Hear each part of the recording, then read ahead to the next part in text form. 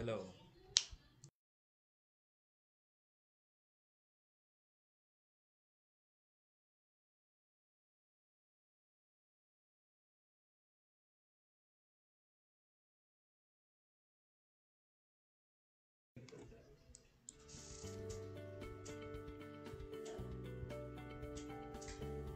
أعوذ بالله من الشيطان الرجيم بسم الله الرحمن الرحيم رب اشرح لي صدري ويسر لي أمري واحلل عقدة من لساني يفقهوا قولي. Mga kabangsamoro namin, Assalamualaikum warahmatullahi ta'ala wa barakatuh. Muli po, ahlan wa sahlan. Welcome po sa ating 2021 episode ng Usaping Bangsamoro Government. Oras na nasaguna, 10 minutos, ikinalampas din sa alas 9, magpita ng yamat, January 22, 2021. Musta po tayo mga kabangsamoro? Kami po'y umaasa po na lahat po tayo ay nasa mabuting kalagayan, kalusugan, kapayapaan at kaginhawaan sa ating buhay sa gitna po ng ating kinakaharap po ng mga hamon po sa ating buhay. Maging responsable lang po tayo sa ating mga sarili, sa ating mga kasamahan, kung ano man po yung ating hinaharap po na problema ngayon, pagsubok po. Nalalampasan po rin natin to. Sama-sama lang po tayo, inshallah po, mapagtagumpayan po natin. Samantala po, bago tayo magpapatuloy sa ating usapin, dyan lang muna kayo at kami magbabalik po pagkatapos po ng konting paalala po. Assalamualaikum mga bapa! Kumusta po kayo? Ano pong pinagkakaabalahan ninyo? Asan si Babu? At bakit di ninyo kasama ngayon? Waalaikumsalam. Sa ngayon, wala kaming masyadong ginagawa. Dahil sa pandemic ay di kami makalabas. Gaya ng dati. Taga saan kayo at bakit kayo naparito sa amin? Anong inyong sadya? Mula po kami sa Bangsamoro Government. At naparito kami upang kayo bisitahin at kamustahin kasama ang iba pang kapwa ninyong mamamayan sa inyong komunidad. Alhamdulillah, mabuti at napag-isipan ninyong kami bisitahin. Matagal-tagal din na panahon na kami naghihintay at nagnanais na mapansin at magkaroon ng ugnayan at puwang upang ang aming mga tinig at suliranin ay inyong malaman at maparating sa tamang kinauukulan. Nang sa Assalamualaikum mga bapa! Kumusta po kayo? Ano pong pinagkakaabalahan ninyo? Asan si Babu? At bakit di ninyo kasama ngayon? Waalaikumsalam. Sa ngayon, wala kaming masyadong ginagawa.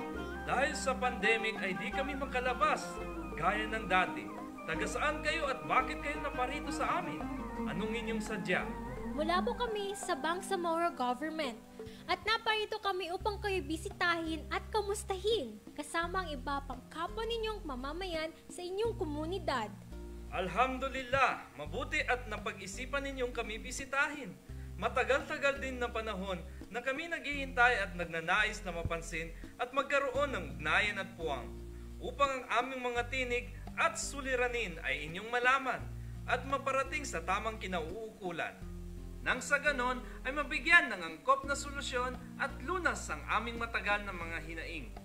Kaya nga po kami naparito upang kayo aming makausap kasama ang inyong mga kabangsamoro mula sa iba't ibang sectors sa inyong lugar. Kaya tara na mga kabangsamoro sa lugar ng ating pagtitipunan.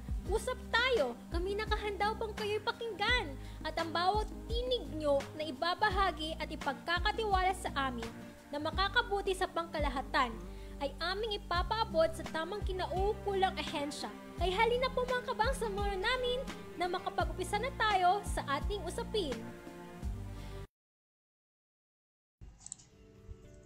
Yes, mga kabangsamoro namin, ang narinig po ninyo po ay tema po ng isa sa programa po ng MPMSY Office po, ang Community Visitation. Mga kabangsamoro, kita-kita po tayo sa inyong mga lugar po sa darating na mga panahon po. Sa mga naka-tune in po sa kanilang mga radio ngayon, lalong-lalo na po sa nakapagbukas po ng 99.0 or Voice FM, kayo po ay aming inaanyayahan na makisali po sa ating usapin ngayon. Bukas po ang programa po sa inyong mga recommendation, suggestion po, upang lalo pa nating mapaayos po, mapabuti po ang ating programa po. I-text lang po sa numerong 0953-276-4777. Ulitin ko po, 0953-276-47777. 37 po. Bukas po ang aming programa, ang ating programa po sa inyong mga recommendation po at sa mga nagkaantabay po sa ating quiz on air po at ang gustong makatanggap po ng 100 worth of load mula po sa tanggapan ni MP Muhammad Yacob po, tumutok po sa ating usapin ngayon dahil ngayon na po ay bibigay ko na po ang question on air po para po maya-maya po kung alam niyo po ang kasagutan po ay inyong i-text po sa number po na kababanggit ko po lang. At ang pagsapan natin ngayon ay ang food security for Bangsamoro po. Ulitin ko po, ang ating paksa po ngayon ay food security for Bangsamoro po. At gaya po ng dati po, bawat episode po natin ay nagpapasama po tayo or nagkakaroon po tayo ng bisita na mas may authority po at malawak po ang kalaman po sa ating pag-uusapan. At ngayon po, dito po sa ating sa studio po ng Voice FM po ang dalawang mga ginupo mula sa mga kawani po mula po sa MAPAR dahil ang pag-uusapan po natin ay ang food security for Bangsamoro at para maintindihan po natin mapalawak po ang ating pangunawa po sa ating paksa, tayo po ay tutulungan nila upang himayin po ang ating usapin ngayon. At mga kabangsamoro po, ang tinutukoy ko po na dalawang ginoo po ay ang Director for Fisheries, Director Sir Mahmoud Mamalangka, Sir, and Director Engineer Ismail Gamil for Director for Agriculture po. Magandang umaga sa inyong dalawa po. Magandang umaga po. Ahlan wa sahlan po. Welcome po sa ating programang Usaping Bangsamoro po. Sir, musta po tayo at musta po ang ating kinasasakupan po na departamento po bang tawag dito, sir? Sir po, mauna po tayo kay Director for Fisheries po. Okay, Assalamualaikum warahmatullahi ta'ala wabarakatuh. Magandang umaga po sa ating lahat, sa aming mga mamahal na nakikinig sa oras po na ito sa programang Usaping Bangsamoro. Usaping Bangsamoro. Kami po ay mga kawani ng Ministry of Fisheries, Ministry of Agriculture, Fisheries and Agrarian Reform na gumagabay sa mga kababayan natin ng mga Bangsamoro. Ulitin ko po, assalamualaikum warahmatullahi ta'ala wabarakatuh. Magandang umaga po sa ating lahat. Director Agriculture, Sir Engineer Ismail po, kumusta po tayo at kumusta rin po ang ating kinasasakupang opisina po? First of all, assalamualaikum warahmatullahi ta'ala wabarakatuh. Pinapaabot namin yung maligaya at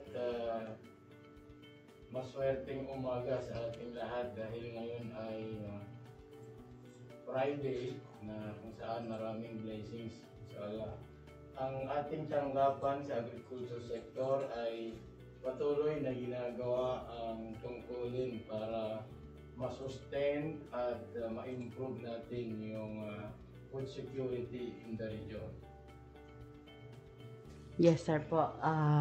Sabi niyo po, patuloy po kayong gumagalaw po para masustain. Nasaan na po tayo ngayon, sir? In what situation, condition are we now in terms of agriculture po? Kung nakikita at nababasa natin yung Food Security and Nutrition Roadmap na ginawa ng Ministry of Agriculture, Fisheries and Agrarian Reform in partnership with the different ministries of BARM, nalagay doon yung iba't ibang milestone pati yung steps on how we achieve a self-reliant and sustainable food sufficiency in the Bangsamoro as our vision.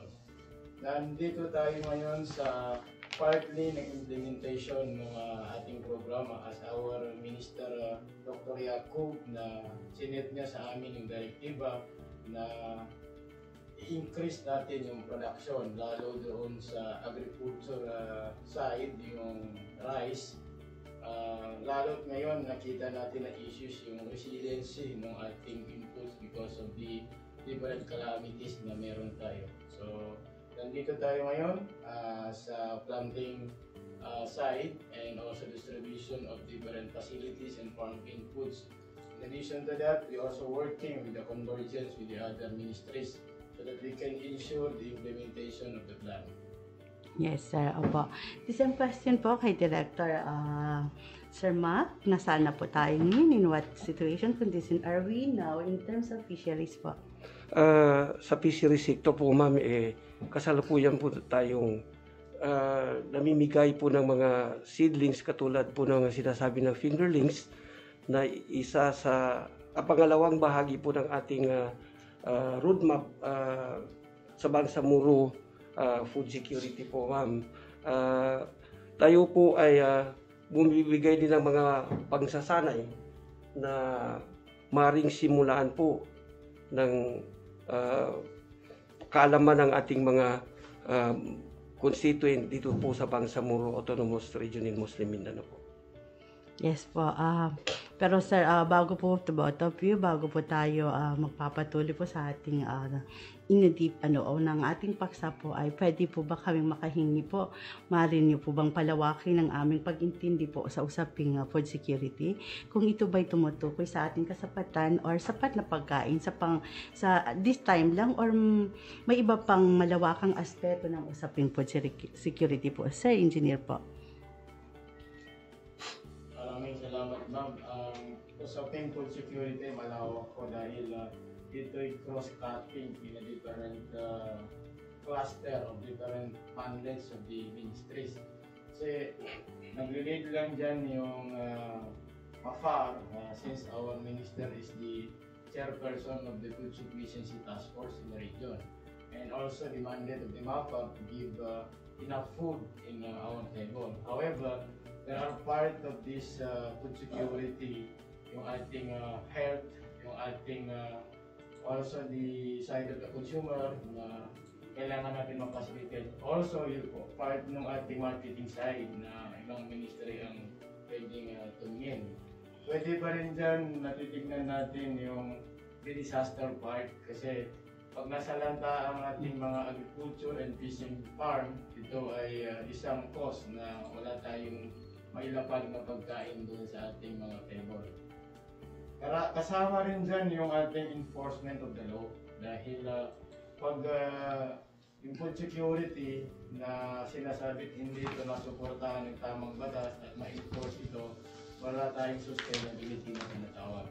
So, in addition is also yung part ng ating local government so that we can really ensure yung operationalization, monitoring, and sustainability of the plans, and also kailangan din ito matignan doon sa planning side on how we achieve some of the indicators na nilagay natin doon. So, ibig sabihin, Sir Engineer, hindi lang po pangkasalukuyang pagkain na nakalatag po sa ating hapagkainan, kundi po ito ay malawakang usapin po. Maraming aspeto po. Sa part po ng fisheries po, Sir, baka with...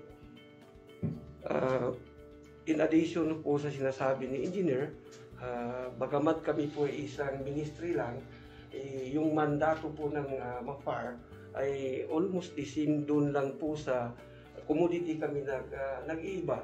Sa side po ng fisheries, ma'am, is kasalukuyan po tayo nananaliksik o we will research the appropriate technology para masabayan natin po itong sinasabi nilang climate change. Itong pagbabago ng klima na angkop doon sa kabuhayan po ng mga tao po. So you are in kasalukuyang nananaliksik po. Kaya sir po, according to the studies, 70% of the surface of the earth are composed of waters and seas. Part of that 70% belong to the BARM territory. Tama po ba, no? So ano po ang ginagawa ng fisheries po para mapangalagaan po ang kinasasakupan po na waters and seas po for that in terms of food insecurity po? So actually, ma'am, meron kami nakala ng mga programa katulad po itong mga sabi nilang aquaculture, fisheries production, food security to ensure the availability of mga isda po natin na para Yun po yung kinukunan ng kabuhayan ng ating mga bangsamoro dito po sa Autonomous Region. Kaakibat na din po yung sinasabi ni Engineer kanina, yung sa law enforcement, na para hindi naman natin sobrang maabuso po yung ating mga resources na nandito po sa ating mga katubigan. Pareho rin sa marine at saka dito sa inland waters po. Hayobot, say na nasa developing stages po tayo, Sir Engineer and Sir Director po, no? Pero ano po, sa tingin niyo po, anong mga challenges sa atin po para tuloy na tayong makahakbang po tungo po sa ating ninanais na i-secure po ang pagkain po ng bangsamoro po, Sir Engineer po? Una sa lahat, bago ko sagutin yung challenges, ay gusto natin i-set yung tone na ang food security ay merong ginawa ang BARM sa pangunguna ng ating food minister, at ito ay in collaboration sa different ministry na pinangunahan ng MAPAR sa leadership ni Minister Yaqub. Meron tayong na-set na 2030 plan or roadmap. Ito ang gusto ng ma-attain ng BARM ay sustainable food system and established na siya. But prior to that, nandito muna tayo sa BARM, Food Security and Nutritional Institutionalization, Convergence and Policy Legislation Setup, since nasa transition. So we are looking at 2025, magkaroon ng increase of investment and partnership for the improved implementation of the food security and nutrition programs. Along that, ay sinasabi ni Ma'am, ano bang mga challenges? So ang una dyan, kailangan natin muna ma-strengthen yung interagency mechanism, since the BARM is newly built, and also we said na cross-cutting, horizontal and vertical, yung issue ng ating food security. Pangalawa dyan, yung coordination strategies and action ng the local government units. We need to strengthen this one. Pangatlo ay yung development ng ating mapping, dahil nakikita natin dami ng intervention, but we don't really map out kung saan yung pinaka-nangangailangan at ano yung priority among the communities. Ang pangatlo niyan is yung linkages international and international development, so that we can really ensure na yung binibigay ng gobyerno dun sa community natin ay may supplement at ito ay may sustainability. Also, patignan natin dun sa policy improvement. Ang pang-anim ay yung ma-provide natin strategic food reserve, or magkakaroon tayo ng mga reservation in terms of the resources, production, and also the storage. And isa pa kasi ay nakikita natin maraming losses na nangyayari pagdating ng mga tag-ulan, at yung pabago-bagong kayo maasawa Director Macmuse. Pang-anim dyan yung may strengthen natin yung implementation mechanism in terms of the monitoring. Dahil nakikita natin, dahil yung binigay halos yung gobyerno, pero ang tanong lagi ng bayan ay nasaan na to at kumusta ito. So, kailangan natin ma-review yun, dahil lang sa ganun magkaroon tayo ng tama at tuwid na pamamalakad ng ating mga intervention. So, ang daming kino-consider po ng mga expected challenges po sa usaping food security po. At dagdagan pa po nitong ng ating situation. Sir, considering po na humaharap po tayo ngayon sa pandemya, anong paghahanda or kahandaan ng inyong kinasasakupan to address the kind of unexpected changes po ng ating buhay? Unahin natin po ang fisheries po. Sige po. Ang pinaghahanda natin po sa mga COVID, ito mami, ito sinasabi nila na buffer stock. Ang ibig sabihin doon, yung mga pagkain na handang-handa na ipamimigay o itutulong kung sino man ang tinatamaan na mga bangsamoro na hindi sila makalabas sa kanilang mga tahanan dahil nga sa itong COVID na ito. So, ang pamunuan po ng department, ito sa MAPAR po ma'am, ay meron tayong mga hinahandang mga planting materials, yung mga seedlings, na kung saan ay kung sino ang nangangailangan ay meron na tayong handang ipamimigay sa kanila upang matugunan ang kanilang mga kailangan sa pagsasaka at sa pangingisda po. Sa larangan po ng pangingisda, hindi po naapektuhan ng pandemya po ang supplies and demand po at anong major impact po ng ating sitwasyon po sa pagninegosyo or livelihood po, lalong-lalo na po sa mga food processor po. Medyo na ano rin ma'am yung napiktuhan tayo dahil po sa pag-transport ng ating mga product at saka itong mga isda po natin kailangan po mayroon silang mga requirements to comply bago sila magkapangingisda at saka yung pag-transport ng kanilang mga kita na nahihirapan po sila ma'am sa pag punta nila sa mga palengke o kung saan naman ang market outlet ng kanilang mga produkto po. So meron po talagang impact po, medyo malaki po, no? Ang impact po ng ating kasalukuyang hinaharap po ng pandemya po sa larangan po ng pangingisda, sir. Opo, ma'am. Balikan ko po si engineer po. Kanina po sabi niya po ay ang dami pong mga challenges na maaring kakaharapin po patungkol po sa usaping food security po. Sa tingin niyo po, sir, tayo as individual po, ano po ang ating pwedeng maging contribution po along with that na sinabi mo po na maraming expected na challenges po in terms of food security po? Sa lahat ay sagutin ko yung una na anong epekto ng pandemic ng individual part across. Nung dumating ang pandemic, alam naman natin lahat apektado. But we are talking on the agriculture side, specifically on the bar. Nakita natin dalawang bagay. Sa consumer side, pati sa production side. Doon sa ating dalawa, merong namamagitan accessibility. So yun ay ginawaan ng MAFAR ng solusyon through the leadership of the Minister Jacob na kung saan tinatawag natin pinakabagulan ng pangalan MAFAR Lengke. We facilitate yung consumer side na mapadali yung kanilang pagbili because of the lockdown. And every Thursday, meron tayong ginagawa sa farm government center na Mapalengke and also with the different municipalities. Yung pakay ng programa ay para mapadali yung pagbili at para maibenta yung mga products natin sa mga liblib na nasisira dahil sa movement na apektado ng COVID. In addition to that, ay sinikap ng minister na pataas yung ating production sa rice dahil yung basic commodity na pangangailangan sa region.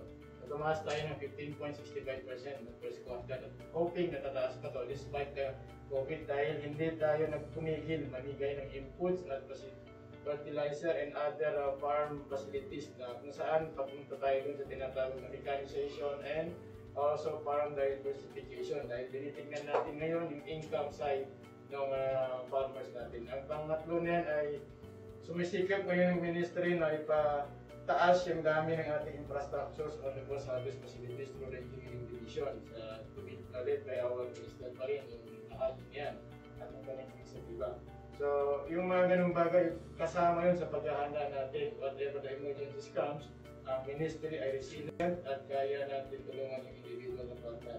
Doon sa tanong na ano bang dapat gawin yung bawat isa. Una, doon sa mga nabigyan namin ng tulong ng mga farmers natin, ito'y alagaan nila at titanim ng tama. Tapos yung mga equipments ay gamitin sa dapat na panggamitan. Doon naman sa hindi pa nakatanggap, kayo po ay open pong magkipagtulungan doon sa aming ministry through our municipal MAFAR officer. Doon naman sa individual na mayroon ng mga kakayanan pero kailangan pa rin sila maging parte ng ating food security na tinatawag.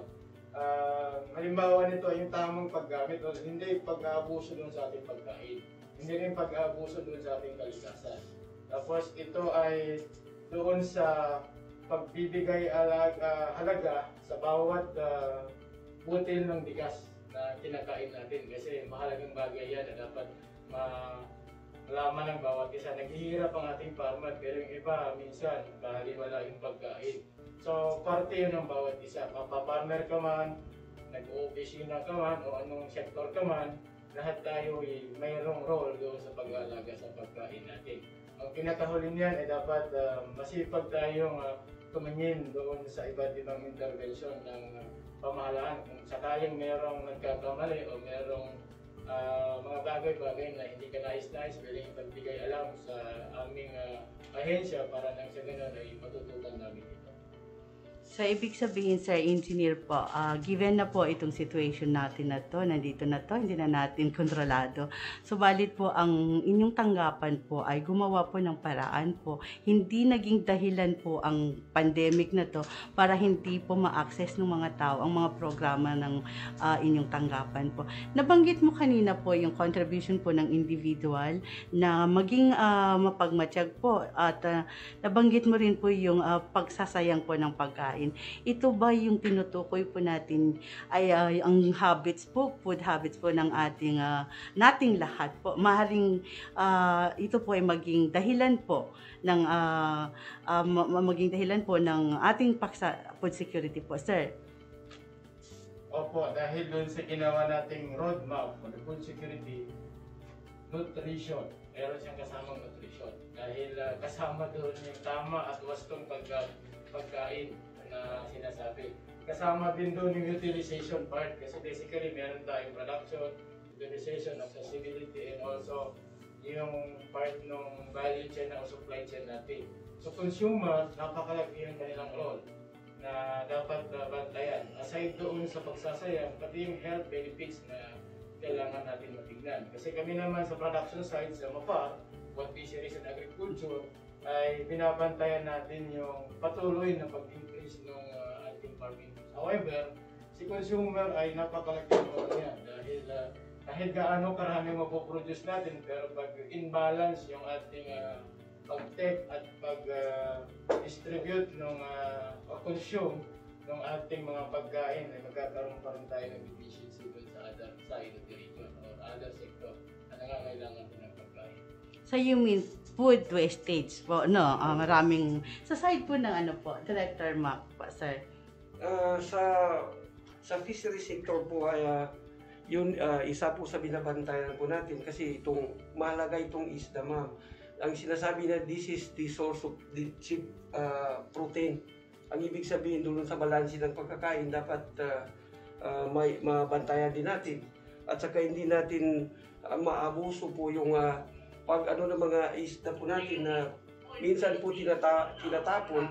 Kaya nga po sa fishery sector, especially ni MAFAR, tinitignan natin po yung pagsasayang at saka pagtatapon po ng mga isda. Kaya nga tayo po at saka ang MAFAR po ay magpapatayo po sila ng yung sinasabi ng food service facilities, especially doon sa mga seaweeds at saka yung mga pasilidad na malapit po sa ating mga pangisdaan upang hindi na sila masasayang po yung tinatapon po ng mga isda. Pangalawa po ay mariregulate po natin yung mga fishing gear na ginagamit nila upang hindi na makukuha po yung mga hindi pa karapat-rapat na kunin na mahuhuli po ng mga isda kasi karamihan po ay tinatapon lang kung hindi pa nila pwede kakainin na nakukuha ng lambat na ginagamit nila. Kaya nga we must regulate the distribution of itong sinasabi ng mga fishing gears po. Okay, sir.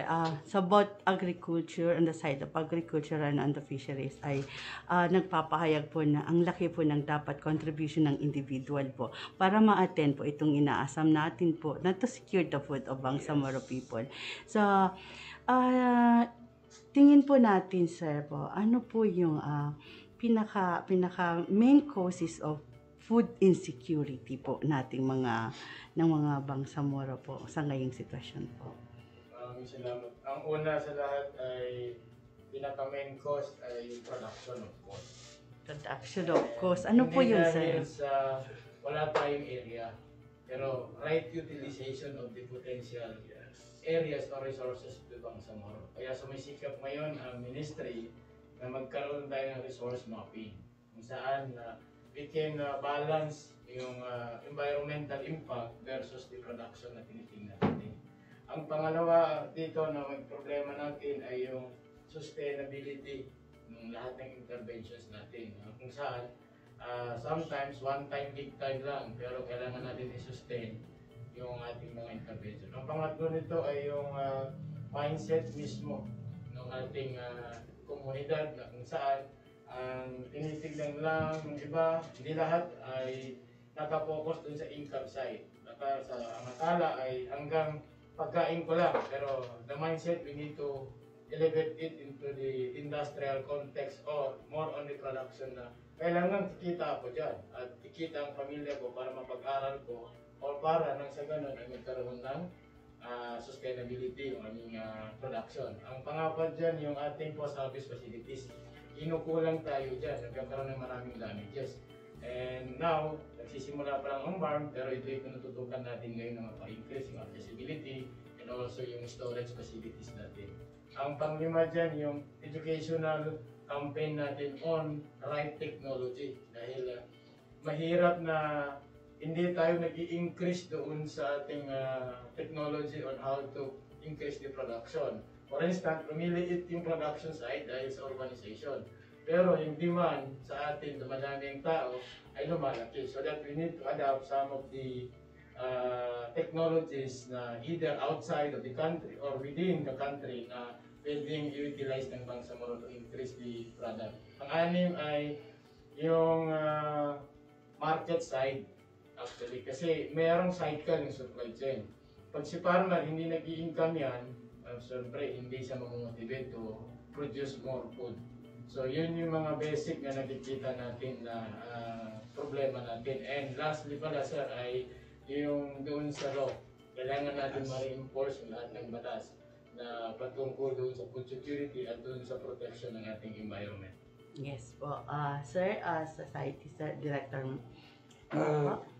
Katulad po ng sinabi ko kanina ma'am na maaring ang una po natin ay yung pananaliksik na angkop doon sa kanilang gagawin sa kanilang mga sakahan o sa kanilang pangisdaan na hindi natin masasayang yung katulad po ng mga ginagamit nila ng mga inputs, yung farm inputs na hindi angkop doon sa kanilang mga hinihingi sa amin sa ahensya. So, yun po yung mga basic na ginagawa po ng aming ministro na upang makatama at medyo maibsan yung mga masasayang masisira man na mga kagamitan o itong mga seeds po natin na pamigay po. Yes po. Sir, ano po nabanggit mo kanina po, yung isa po sa mga along with that causes of food insecurity po ay yung mga weather condition, education po. Sa tingin niyo conflict po, I mean situation in the security situation po, kasali po ba ito sa factors kung bakit may problema tayo or kakulangan po tayo sa pagkain po, sapat na pagkain? Tama ho ma'am na ang Bangsamoro region ay nakakaranas ng multi-disaster things. Una ay human-induced na kasama doon yung ating conflict. Pangalawa yung natural na sinasabi. Yung Calamity, natural calamities. Malaking bagay yan na nakaka-apekto sa atin. However, ang stage natin ngayon ay nasa post-conflict na tayo. Yes. Kaya meron na tayong rehabilitation and development na ginagawa. Medyo concern natin dyan ay pag nagkakasabay kasama pa itong pandemya. So, yung basically ating mga farmers ay takot at yung adaptability natin doon sa resiliency na masyadong mabilis yung changing of the dynamics doon sa mga disaster. Kaya sinasabi namin, hinihikayat namin na yung mga ating farmer ay makipagtulungan sa aming mga municipal officer ng MAPAR dahil meron tayong mga technology how they can adapt na at least ma-minimize natin yung epekto kasi hindi natin kaya pigilin yung natural calamities. Ang ating lang yung mitigation on the side of the effect. Doon naman sa mga conflicts ay sinusubukan natin ngayon na lahat ng lens ng ating distribution or services ay mayroong peace lens na kung saan ito ay magkakaroon ng dahilan para sila magkakaisa doon sa lugar. Pero in fact, bago lang itong pinamigay nating harvester sa barangay Pinagkutan ng Gatubing Sinsuat ay isang malaking halimbawa na dahil doon mas lalong naging malakas yung unity ng ating iba't ibang grupo sa area na yun. So yun ay statement mismo nung tumanggap ng ating harvester. Yes sir, nabanggit mo kanina about on food quality or productivity. What are aspect that are more important po para po sa usapin? Is it food quality or the productivity po? What are very important. However, ang kailangan natin pinaka-basic na tignan, which is ito yung tinitignan ng ministry ay soil fertility test. Dahil minsan nagsasayang tayo ng napakaraming pera para sa fertilizer, where in fact, ang nutrition need lang pala ay ganitong amount. So ito ay soon to be mata-turn over sa atin yung facilities ng Region 12 ng soil test ay baka sakali makakatulong to kasi masyadong mahalaga both production and fertility dahil yan ay hindi pwedeng magkakahiwalay so that we can protect the quality of the soil and also the production side and nagkakaroon tayo ng sapat na nutrients na hinahanap natin doon sa ating produkto. Where in fact, kaya nga hindi nagiging commercial yung ibang produkto natin dahil lack of the nutrients na requirements doon sa ating standard ng national or maybe ng international. Kaya tinututukan po ng ating ahensya this coming months. So, ibig sabihin, both the quality and the productivity po are very important. On the side of fisheries, Sir Mac po. Ma'am, yun po yung pwede natin ipahigtingin po yung pag-uorganisa itong cooperative.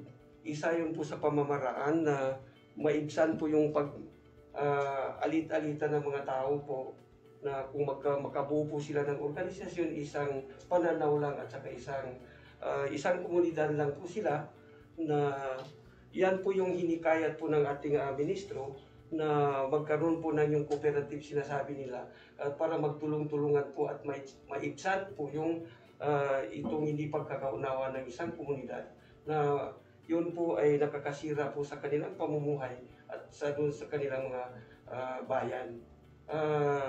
Doon sa sinasabi mo na yung sa quality and productivity hindi po yan sila pwede hiwalay kasi if the quantity and the quality of the risk kailangan po ma'am kasi yung yan po yung kailangan ng tao na sapat sa kanila yung mga kinakailangan kaya ngayon po yung ginagawa po ng ating ministro na tinutulungan po yung maliit na magsasaka upang sila po ay makaangat na sapat po yung kanilang kaya kinakita at saka yung quality para po ma-address po itong sinasabi nila na dietary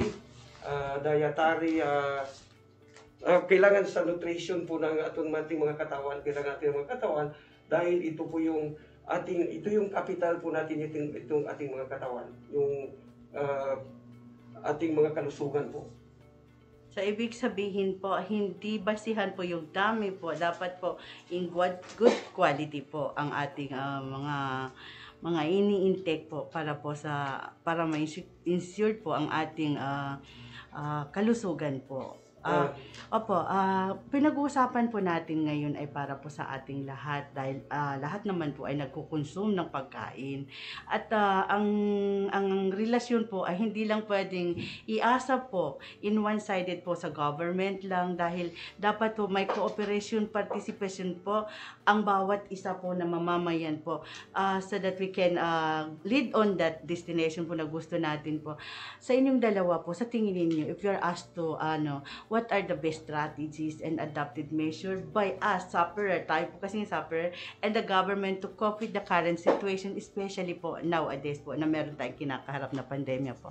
Una sa lahat ay dapat ang komunidad ay informed sa lahat ng batas, lahat ng intervention, lahat ng pagbabago ng ating komunidad. Ang pangalawa, dapat handa lagi tayo na ang mindset natin, whatever it is, ay kami handa. Meron mang ayuda, wala mang ayuda, kaya namin itaguyod yung aming pamilya. Ang pangatlo niyan ay mapagmatsyag dahil mahirap yung nandyan na ang nangyayari pero hindi mo pa rin alam. So, yung tatlong bagay na yun, napaka-laking bagay na dapat tutukan ng ating mamamayan. At ang pinakahuli pala ay yung dapat sumali ka. Huwag yung you feel left behind. So, kung ano ang ginagawa ng karamihan, lalo ng gobyerno sa ngayon, na sumama ka na dahil pag hindi ka sasama, marahil hindi mo maramdaman anong serbisyo ng Bangsamoro.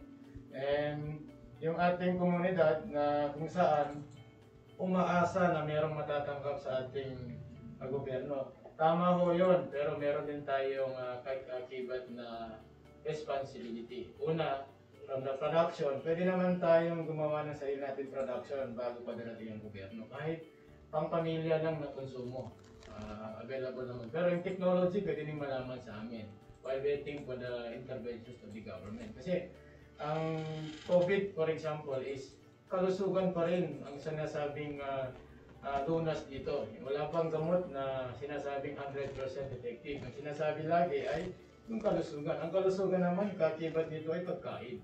So, tamang pagkain, nutrition, and also yung tamang aral. So, yun lagi ang hinikayat natin sa bawat isa na marami tayong role, hindi lang ako gobyerno. Pero, makipagtulungan at sumama tayo dun sa mga pagbabago na sinusulong ng government of today. Yes, sir. On the side of fisheries po, isang question. Nakalagay po dito sa aming sa roadmap po mami is isa po yung sabi na improve information system. Kasi kung mahina po yung mga impormasyon na nakukuha natin, malamang tayo po ay mapag-iwanan. So dito sa improve information system, research and innovation for the agriculture and nutrition. Palagi po nakadikit po yung nutrition sa ating mga ginagawa, lalong-lalo na dito po sa agriculture and preparation po yung sinasabi natin ng mga pagkain. So kaya nga po ang departamento na ito po Ministry of Agriculture and Fisheries and Agrarian Reform ay sinusulong po itong malakas na impormasyon na pag-disseminate dito po sa ating mga kababayan po dito sa Bangsamoro people. So sabi niyo po dalawa, dapat po ay merong proper dissemination, information po sa pangkalahatan po. At sabi ni Sir Engineer kanina, dapat po yung may mga batas po na magiging guidelines po to ensure the food of Bangsamoro people po. Sir po, ano po sa kanina po na pag-usapan natin yung strategies. Ngayon po, pwede po ba niyo kaming mabigyan yung mga methodologies po na magagamit po natin to measure food security po? Basically, ang measurement naman ng lahat ay income. Pangalawa ay nutrition side. So, ang pangatlo pa niyan ay yung fish stability in the area. Mahirap i-measure lahat yung quantifiable nito. However, maramdaman mo yan. Una doon sa income, pag yung isang pamilya ay lahat nakapag-aral na. Lahat ay may sapat na ng pagkain 3 times a day. So, ibig sabihin, medyo tumataas yung ating indicator, not only in the food security, even the poverty side. Kaya wala na masyado tayong nakikita naghihirap, nagkakasakit, pumupunta sa ospital. Sabihin, masustansya ang ating pagkain at sapat itong kinakain ng karamihan. Doon naman sa stability ng fish, ibig sabihin niya, nagkakasundo na sila doon sa area dahil iba't ibang intervention, hindi na sila nangangailangan ng pagkain masyado dahil nakapokus na sila sa farming, iba. Tapos yung ibang parte pa ng fish drains, yung ginagawa ng ating mga leaders doon sa mekanismo nila at yung disaster side din naman na pag nagkaroon ng iba't ibang disaster, yung ating komunidad ay ready na sila to move into adaptability na merong mga alternatives na nangyayari. So yung mga ganong indicator ng measurement, makikita natin na kasama yun sa tinitingnan ng food security. Kasi pag merong disaster, merong challenges in the community at hindi tayo handa masustain yung kanilang pagkain, hindi pa rin natin ma-achieve yung food security and sufficiency in the region. Pang-apat, kung titignan natin into the macro level ay yung import and export system. Pag mas marami pa tayong inaangkat na pagkain, ibig sabihin kulang pang ating production. Or marahil hindi pa masyadong umaabot doon sa quality na hinahanap natin yung ating production. If you want to more into production side, kapag mataas yung ating industrial into the agriculture and fishing, ibig sabihin yan, kayang-kaya na natin mag-produce ng marami.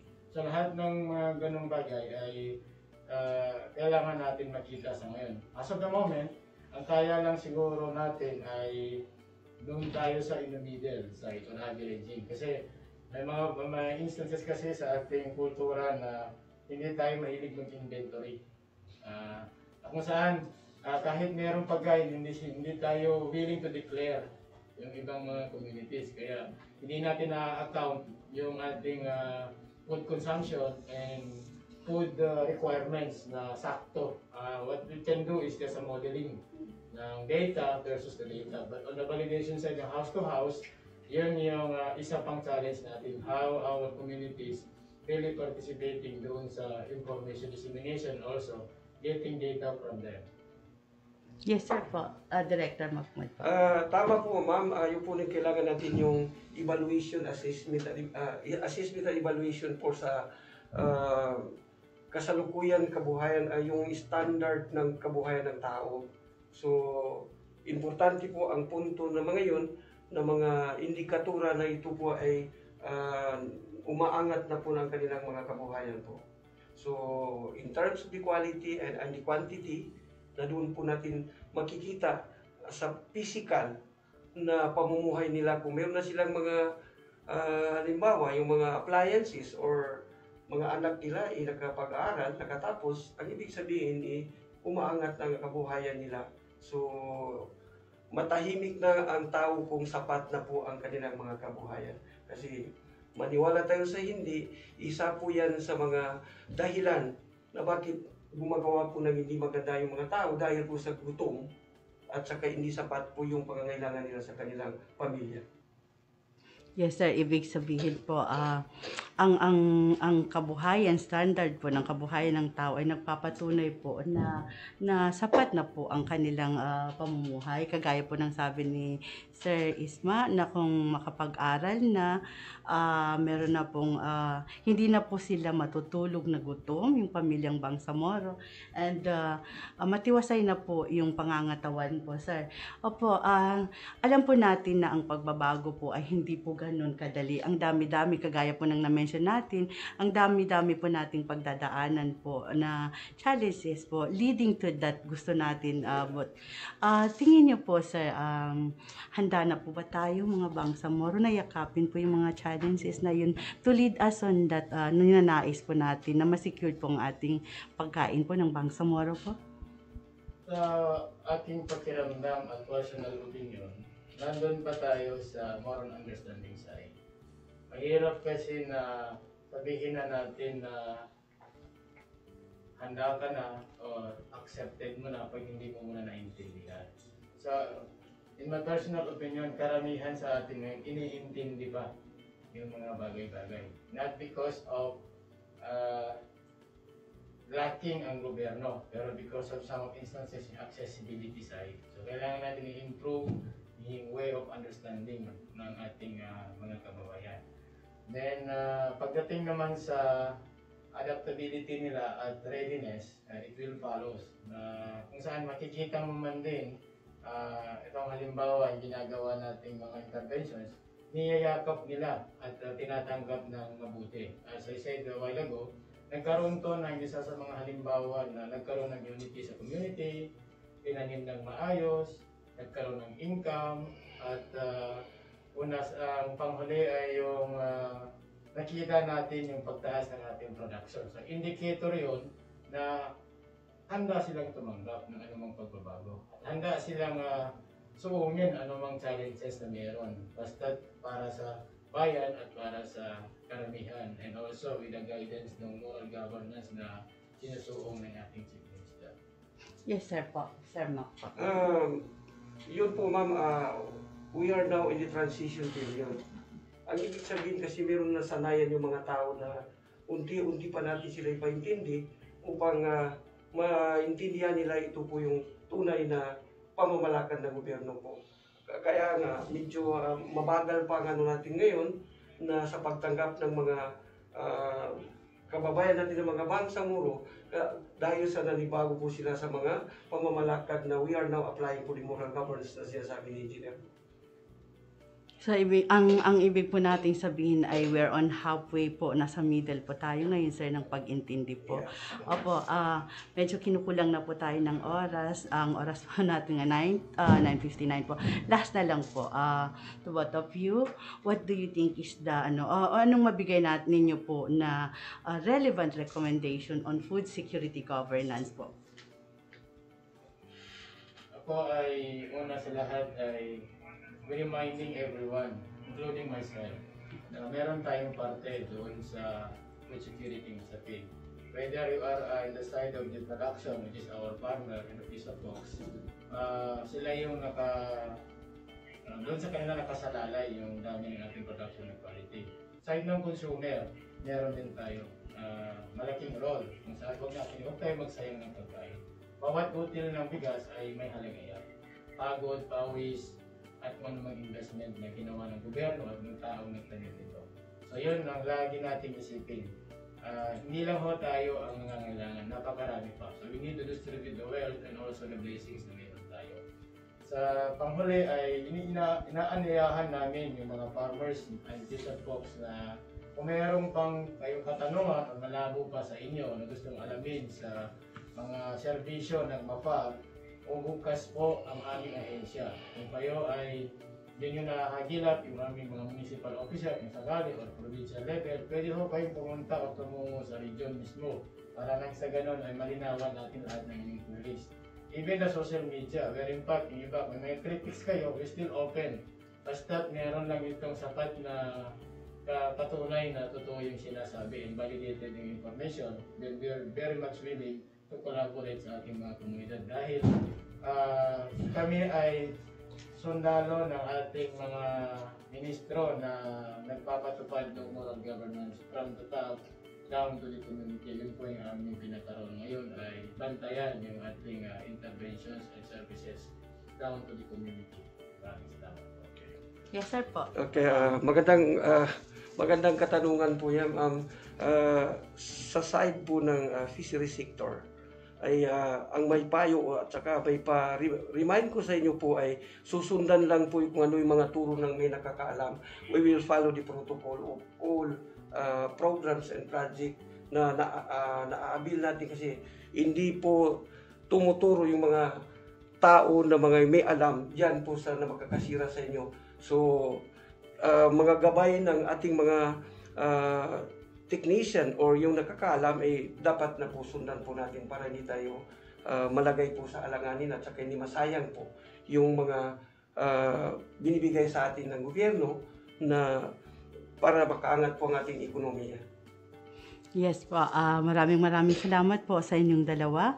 Mga Kabangsamoro po, ang usaping food security po ay para po sa ating lahat. At ang kooperasyon po ng bawat isa po, kagaya po ng sabi ng ating mga ginuong kawani po ng MAPAR, ay kailangan po para po ma-attend po natin ang ating ninanais po na balang araw po ay ang Bangsamoro communities po or constituents po ay ma-attend na po itong maging secured na po ang pagkain po sa ating hapagkainan at narinig po natin na kanilang inaanyayahan po tayo kung meron po tayong gustong malaman po maging sa kanilang mga serbisyo po, programa po patungkol po sa ating paksa ngayon na food security po ay bukas po ang kanilang tanggapan po. Pumunta lang daw po kayo, sir po, upang makipag-ugnayan po sa kanila. At sa puntong to po, aking papasalamatan po at itong ating dalawang guest po ngayon. Maraming salamat po sa inyong oras na nilaan po sa amin sa programang Usaping Bangsamoro Government. Sa mga knowledge po, information po na nabigay niyo po sa amin, malaking bagay po talaga yun. At hanggang sa muli po na pag-uusapan po natin ng ganitong paksa po sa inyong dalawa po. Sa puntong to po, gusto po namin pasalamatan po ang pamunuan po ng Jamiat at ang kanilang mga technical staff na walang sawang gumagabay po sa amin.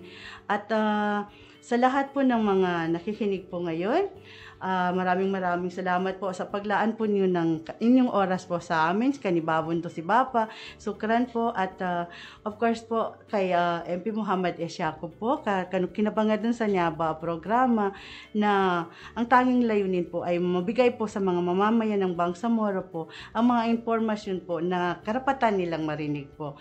Magandang umaga po sa ating lahat, at sana po ang usapin po natin ngayon ay nakabigay po or nagkaroon po tayo ng magandang pangunawa po tungkol po sa ating paksa po.